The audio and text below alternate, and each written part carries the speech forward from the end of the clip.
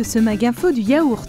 Des vaches heureuses et bien traitées, des produits pots à la ferme, votre avis sur les produits laitiers frais, le yaourt est-il une histoire de ferment et l'éclairage d'une diététicienne.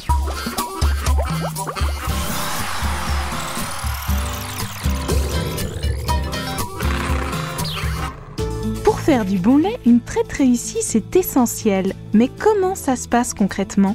Les explications de Denis Richard, producteur de lait en Bourgogne. Tout d'abord, on va préparer la mamelle à l'aide d'un désinfectant et d'une lingette désinfectée. Ensuite, on va vérifier les premiers jets qui vont être jetés sur le sol pour vérifier la qualité sanitaire du lait, voir que l'animal est en bonne santé. Après, on va procéder à la dépose de la griffe pour extraire le lait de la mamelle. Et ensuite, un décrochage automatique va venir débrancher la vache. Après, on procède donc à une nouvelle désinfection de la mamelle pour protéger le pis tout au long de la journée. Merci Denis. L'étape suivante, c'est donc la collecte du lait cru. Et ça, c'est l'affaire de Laurent et des chauffeurs de collecte. Laurent, vous pouvez nous décrire concrètement cette étape ? La collecte se déroule de la façon suivante. Donc le chauffeur, une fois qu'il arrive dans la cour de la ferme, donc il jauge le volume de la cuve, il prend la température et ensuite soulève le couvercle de façon à regarder si le lait est bon et s'il n'a pas une odeur suspecte. Une fois qu'il a vérifié ces opérations, il pompe la cuve. Et ensuite, une fois qu'il a fini, il va à l'exploitation suivante. Le lait cru est une matière fragile, donc il est important de maintenir la chaîne du froid. Donc c'est pour ça que nous sommes équipés de camions isothermes, afin de maintenir une température inférieure à 4 degrés durant toute la collecte.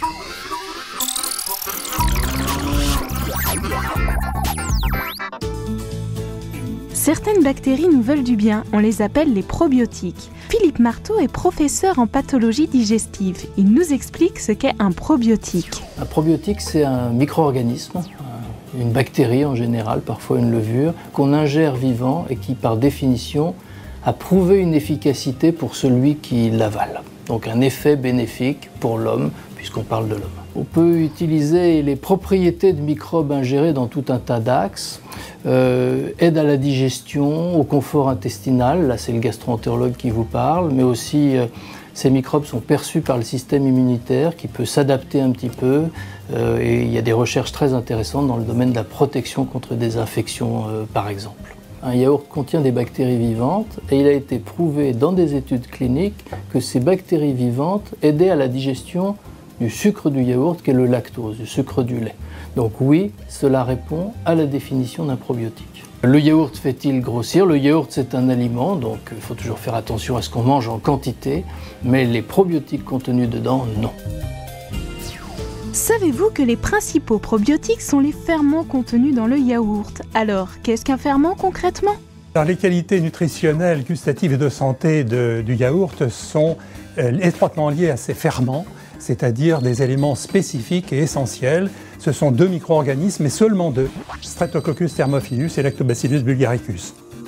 Ces deux ferments agissent en symbiose, c'est-à-dire qu'au cours de leur croissance, ils vont tirer bénéfice l'un de l'autre. Et au cours de la fermentation, on va d'abord obtenir une acidification, suivie d'une augmentation de la viscosité, et enfin une production d'arômes caractéristiques de ces produits. C'est la raison pour laquelle les différents laboratoires fabricants des yaourts doivent choisir de façon très soigneuse les ferments, de façon à donner à leurs produits le goût et la texture qu'ils choisissent. Enfin, on ne peut pas terminer sans parler des effets santé du yaourt, car ce sont les ferments qui vont permettre aux personnes qui sont intolérantes au lactose de mieux digérer le lait et le lactose qu'il contient.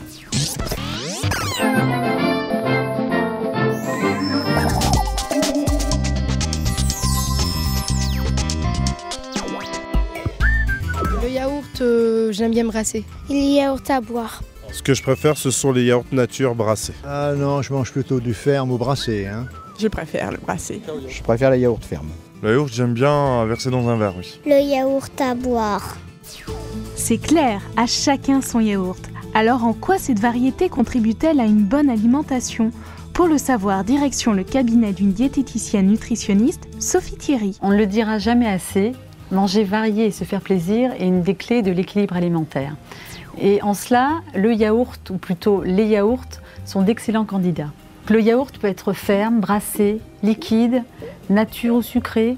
Il peut être également avec des fruits, avec morceaux ou sans morceaux, coloré, nature. Il y en a pour tous les goûts. Cette diversité de yaourts est liée en partie à la présence de ferments qui orientent la texture, le goût et le profil aromatique du yaourt. Le yaourt est également un aliment très pratique à consommer au quotidien, car il existe sous plein de versions. Donc, il peut être consommé au petit déjeuner, avec des céréales, bu dans l'après-midi en petite collation avant d'aller au sport ou pour le goûter, et également en fin de repas en dessert.